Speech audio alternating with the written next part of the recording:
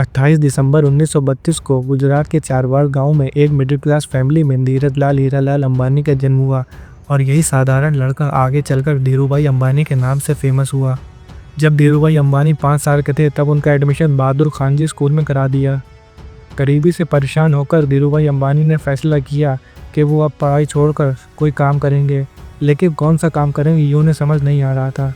उन्होंने दिमाग लगाया और गांव के नज़दीक एक धार्मिक पर्यटन स्थल में पकौड़े बेचने का काम शुरू कर दिया और कुछ समय के बाद उन्होंने ये काम भी बंद कर दिया। उनके पिता ने उन्हें नौकरी करने की सलाह दी।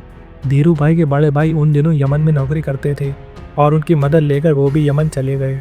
वहाँ उन्होंने पेट्रोल पंप पर नौकरी की और 2 साल में ही वो मैनेजर बन गए। वो हर समय ये सोचते रहते थे कि एक सफल बिजनेसमैन कैसे बने। एक छोटी जगह पर 25 पैसे में चाय मिलती थी, लेकिन धीरूभाई अंबानी बड़े होटल में चाय पीने जाते थे जहाँ पर उन्हें चाय का 1 रुपये चुकाना पड़ता था।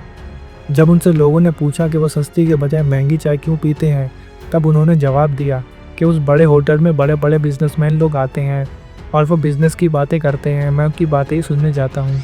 उन दिनों यमन में चांदी के सिक्कों का प्रचलन था। धीरूभाई ने देखा कि सिक्कों में चांदी का मूल्य सिक्कों के मूल्य से कहीं ज़्यादा है।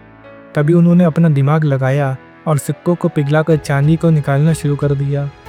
यमन की सरकार को जब इस बात का पता चला तब तक धीरूभाई अंबानी बहुत मोटा मुनाफा कमा चुके थे। यमन में धीरूभाई अंबानी का बहुत अच्छा समय चल रहा था। फिर अचानक से वहाँ आज़ादी की लड़ाई शुरू हो गई और सभी भारतीयों को यमन छोड़ना पड़ा। अब उन्होंने नौकरी करने के बजाय बिजनेस करने का डिसीज़न लिया, लेकिन उनके पास इन्वेस्ट करने के लिए ज़्यादा पैसे नहीं थे। इसलिए उन्होंने अपने मामा के साथ मिलकर मसाले और शक्कर का व्यापार शुरू किया। यहीं से रिलायंस कॉमर्शियल कॉरपोरेशन की नींव पड़ी। इसके बाद रिलायंस ने सूत के व्यापार में भी इन्वेस्ट किया और जल्द ही वो बॉम्बे व्यापार सूत संघ के कर्ता धर्ता बन गए। इन्हीं सब संघर्षों के बीच उनका विवाह कोकिलाबेन से हुआ। इसके बाद उन्होंने कभी पीछे मुड़कर नहीं देखा और रिलायंस कपड़ों के साथ पेट्रोलियम और दूरसंचार जैसी कंपनियों के साथ भारत की सबसे बड़ी कंपनी बन गई। लगातार बढ़ते बिजनेस के बीच उनका स्वास्थ्य खराब होने लगा और 6 जुलाई सन 2002 को उनकी मृत्यु हो गई। मीडिया रिपोर्ट के अनुसार जब उनकी मौत हुई तब तक रिलायंस 62,000 करोड़ की कंपनी बन चुकी थी और उनकी मौत के बाद उनके बिजनेस को उनके बड़े बेटे मुकेश अंबानी ने संभाला।